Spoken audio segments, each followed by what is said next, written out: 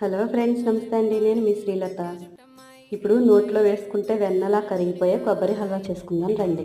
దీనికోసం 1 కప్పు కొబ్బరి, 3/4 కప్పు బెల్లం, 1/4 కప్పు పెసరపప్పు తీసుకోవాలండి. పెసరపప్పుని వేయించి ఇలా మిక్సీలో పొడి చేసి దానిలో కొబ్బరి, బెల్లం, 1 స్పూను బియ్యం పిండి, 1 స్పూన్ కార్న్‌ఫ్లోర్, కొంచెం ఇలాచీ పొడి, కొంచెం చిటికెడు సాల్ట్, 3/4 కప్పు వాటర్ పోసి మెత్తగా పేస్ట్‌లా చేసుకోవాలి. తర్వాత నేతిలో డ్రై ఫ్రూట్స్ వేయించుకోవాలండి.